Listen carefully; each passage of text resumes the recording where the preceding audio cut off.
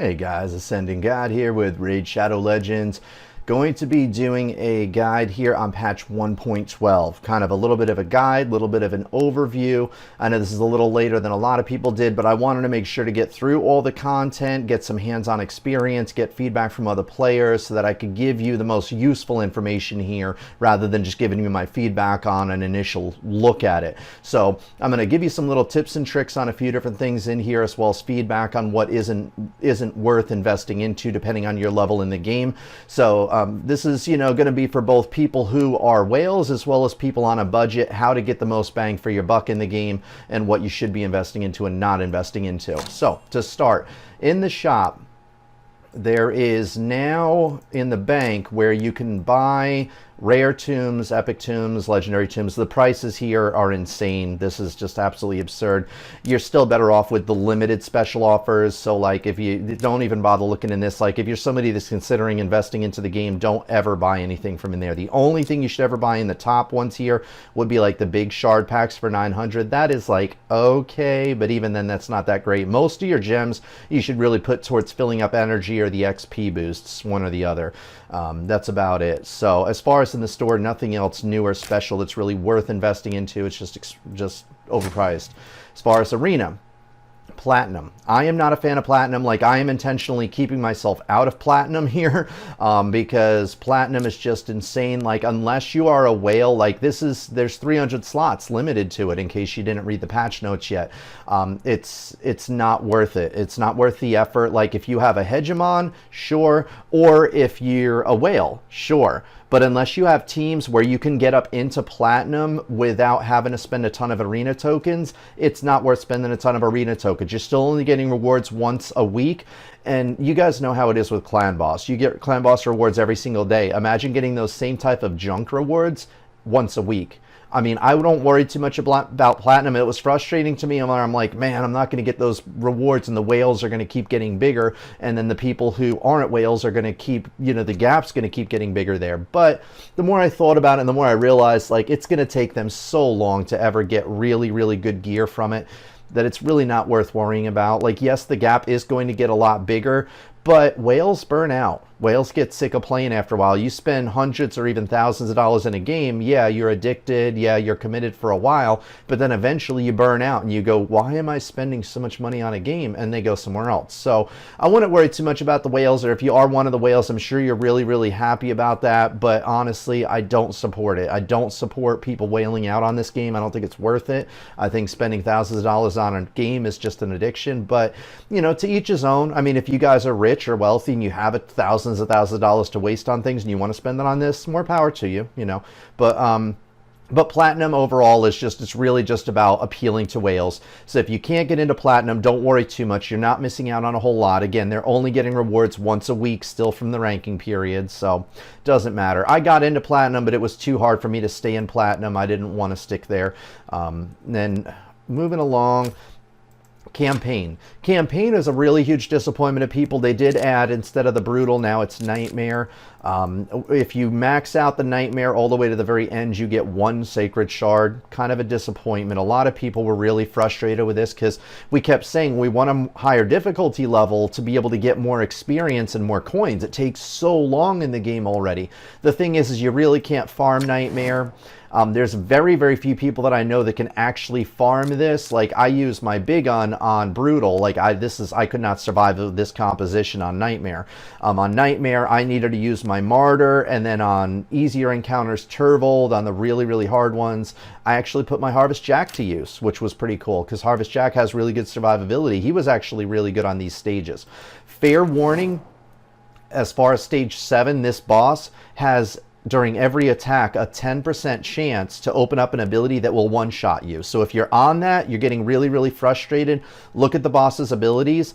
The key to downing stage 7 is, number 1, luck, like just him not getting that ability that will one-shot you, and number 2, taking him down as fast as possible to keep him from having that ability. Like for mine, what I did is I had Martyr to get the allies of the boss under control, and then Turvold to be able to do tons of damage to the boss. I didn't worry about killing the allies. I focused on killing the boss when I got to the boss.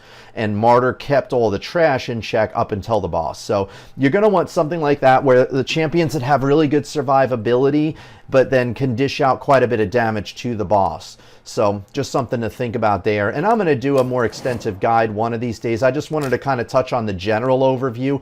Prior to Brimstone Path, the second hardest one is the Deadlands. Deadlands is really rough too. Like what I was using though in this is my Martyr and my Turvold.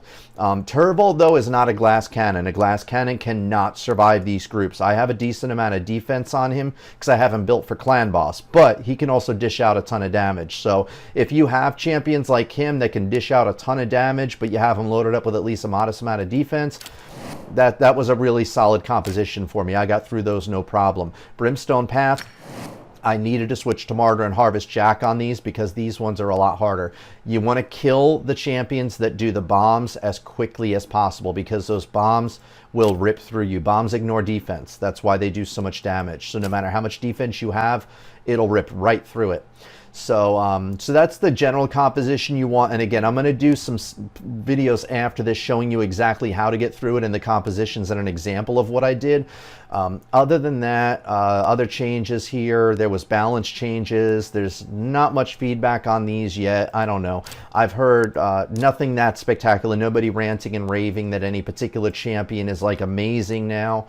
But some moderate improvements, like Hexia is one of the few champions I have. I'm not that impressed. I mean, it's like now with her A2, instead of it being a percentage chance for her to get an extra turn if she kills an enemy, now it's a guaranteed chance to get an extra turn and an increased attack if she kills an enemy. But thing that doesn't make sense to me is I have Horden and Relic Keeper who get extra turns as well, but they buff themselves up with better buffs than her.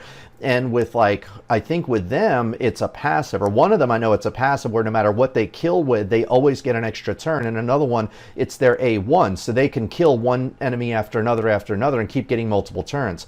She has this on her A2 with a 3-turn cooldown, so she can only get one extra turn and then one more chance. So I feel like she's still inferior to like Horden or Relic Keeper, but she might be okay for Faction Wars. I don't know. I'm almost tempted to give her a try, but my undead is pretty solid these days, so I don't think I have room for her. But the thing is all of her attacks only one enemy. So anyway, other than that, I do know they changed War Maiden as well. Just to let you know, not War Maiden, War Mother. And just so for you guys who know, if you're thinking about trying War Mother out on the clan boss because of her bonus damage from the bombs, not worth it. I heard about it from a couple of clan members. They tried her on it. Hugely disappointing. She still doesn't do enough damage to the clan boss to make her worth putting into the clan boss fight. Okay, but I mean, for me personally, I only have that Hexia, nothing spectacular there. Rain Beast that they nerfed, so I don't even know if I'm going to keep working on him. I was going to max him out for my Skinwalkers. Now I don't know. So I need to check with some clan members. But other than that, I don't know too much about the changes other than nothing that's that huge where nobody's going like, oh, wow, this champion's really, really good now. Other than that, they did make it to where, again, a shop item where if you want to max out somebody like Rain Beast with the Masteries, you can now buy the Masteries for 800 gems. I don't know exactly where it is, and I just wanted to do a brief overview here. But you have the option of, instead of farming Minotaur, to pay 800 gems to max out Masteries. The thing that doesn't make much sense to me as far as that is that, and I don't even know where you buy them. Is it here? Oh, okay, yeah. So just get all scrolls. Okay, so you see you get 800 gems, you get all scrolls. Thing that sucks about it is it doesn't matter how many or how few you have. It's 800 gems to max it out, no matter what. So, and I don't know why this 350 to unlock. Oh, okay, so it needs 350 scrolls, but then you can get all of them for 800 gems. So you have that ability now, which is kind of cool. The champion still needs to be at the rank 6 to be able to max out their Masteries, but that's more of another thing that's kind of for whales because, I mean, 800 gems is quite a bit. I mean, I know I have 4,600, but gems, like 800 gems, that's quite a bit of money's worth. But if you're a whale, I'm sure you love that. If you want to save a lot of time maxing out a champion you got that's new and you want to get them up there as high as possible. But just so you know, if you farm Minotaur, you're going to be getting coins and you're going to spend less gems. And what I do personally with champions is, like, I'll get a champion up to, like, say, you know, like here, when I first started Minotaur with him, I think I did Minotaur, maybe not. No, I didn't do Minotaur yet. Normally with champions, I get them up to like 56 or 57. And then when I farm Minotaur, I let Minotaur bring their level up to level 60. I just haven't done his yet. And I got him a little higher than usual because he's pretty useful. He's another one who is really, really good for that Nightmare campaign as well. But, anyway, moving along though, they increased the champion storage finally, which is great, although I feel like it's still really expensive. Like, I mean, I haven't maxed mine out yet, but you can see even here, like, just to go from like the 160 to 170, it's 175 gems. Later on, it costs like 200 some odd gems per slot. So you can go up to a maximum of 300 now, but it's really, really expensive. A lot of people are really upset about that because, again, it's one of those things that kind of appeals to the whales. Although on a good note, they did increase the artifact storage from the 500 to 700, which is great. Now I can farm, you know, Dragon again, and I have some more room to work with, which is great. I felt like that should have been increased with Faction Wars.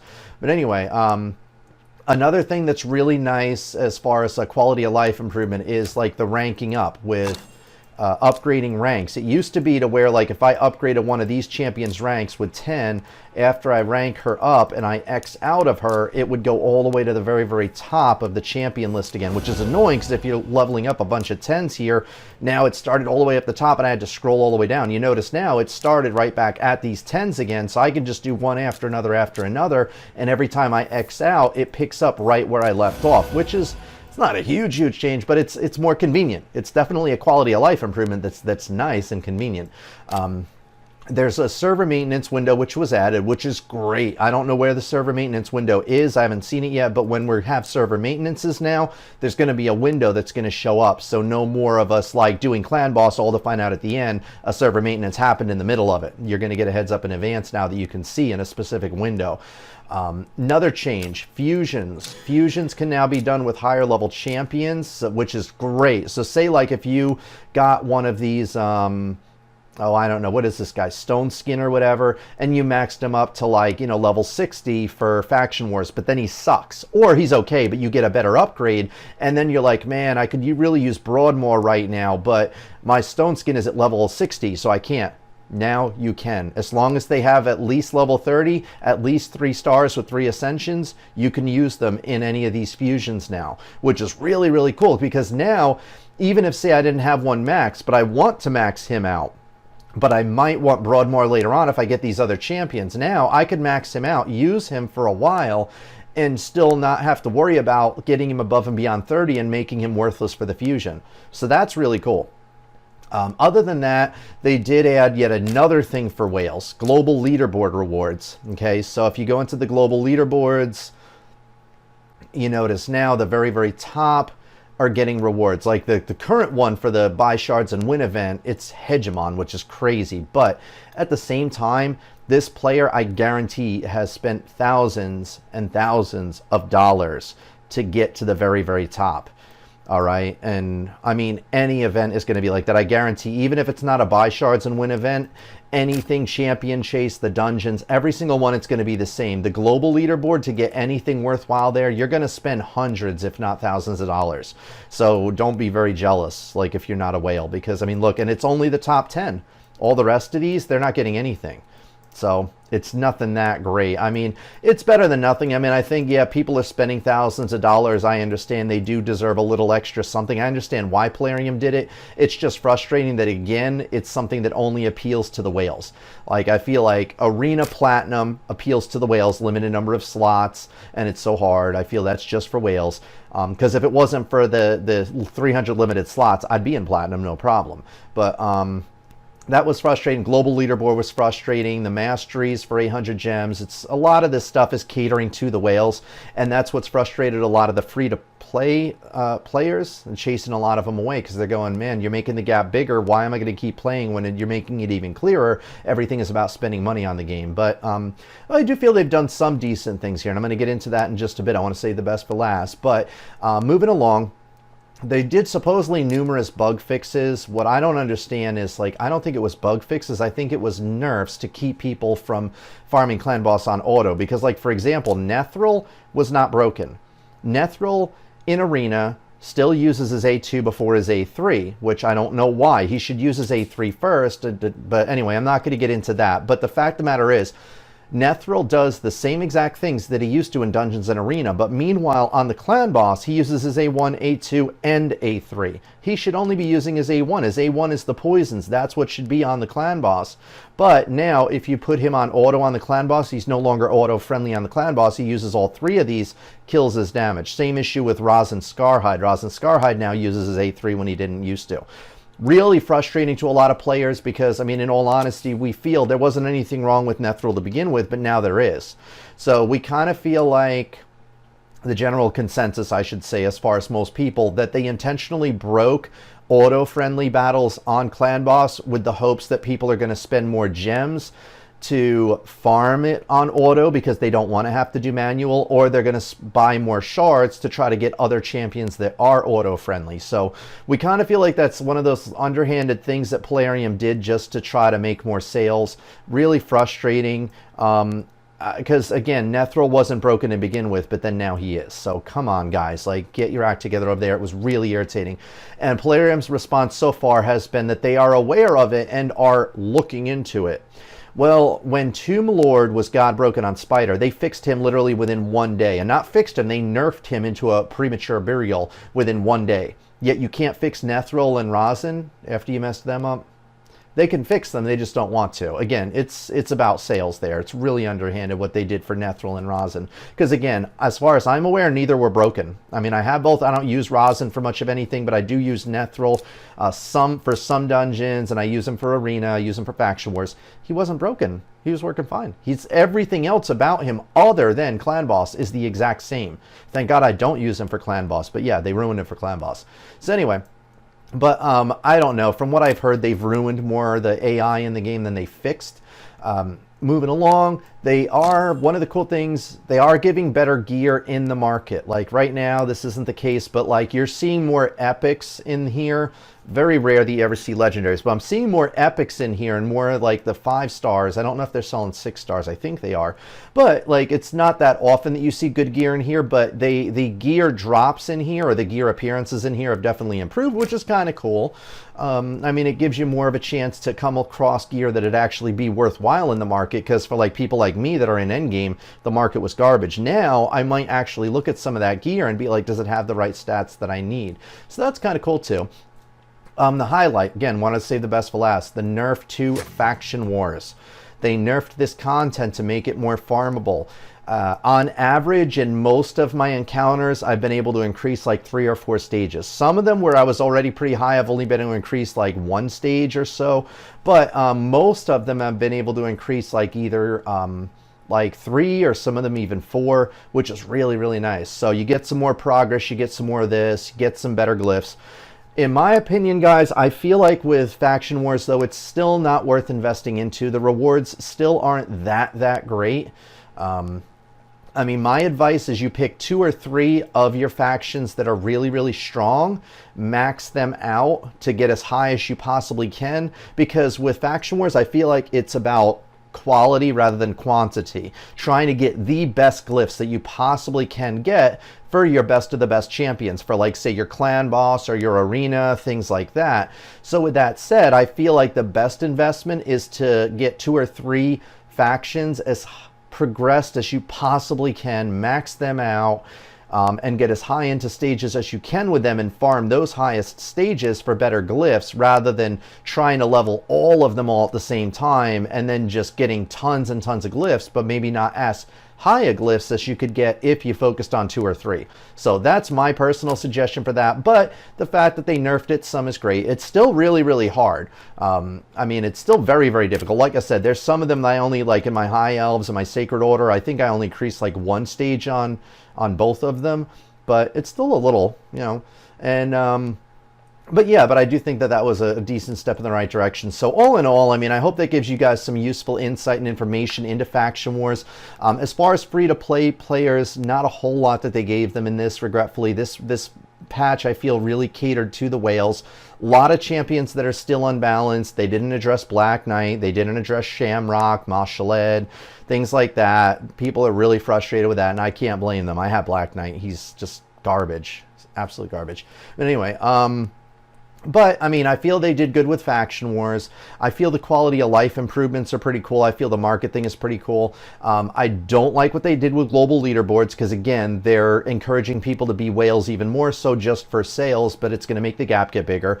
I do not like at all what they did with Platinum. I feel like that's, again, just clear as day. This is all about whaling out, people spending a lot of money on the game, or else you're never going to get the best of the best rewards, and that's really frustrating too.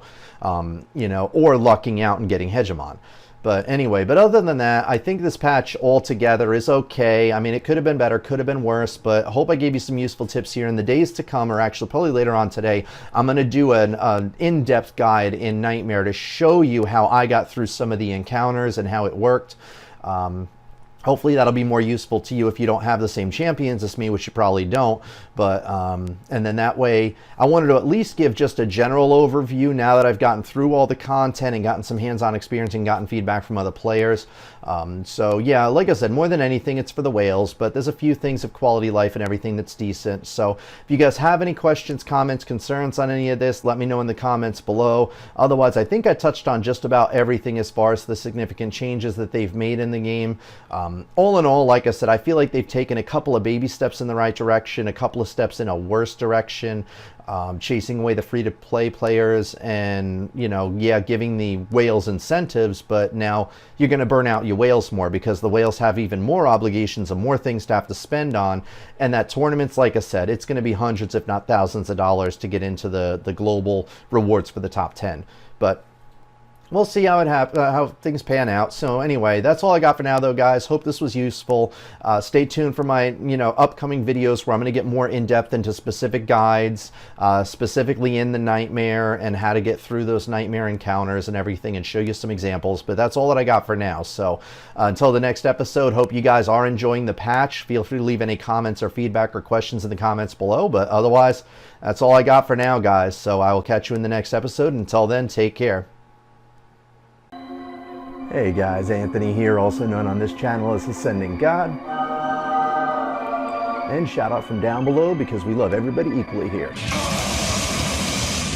Well, thank you guys for checking out the channel here. Be sure to subscribe to the channel so you can stay up to date with the latest content as I provided on here. Also, be sure to check out the description sections of the videos regularly as well. That's where I provide you guys with all the resources that I'm able to find that I think would be useful for you. It's also where you can show your support, and it is much appreciated because, regretfully, playing video games and making funny videos doesn't support the family. So any support you guys give is really appreciated. And other than that, I think that's about all that I got for now. So in the meantime, I'm gonna get back to this here. I think I almost got it figured out. So wish me luck, and I will catch you guys in the next episode. So until then.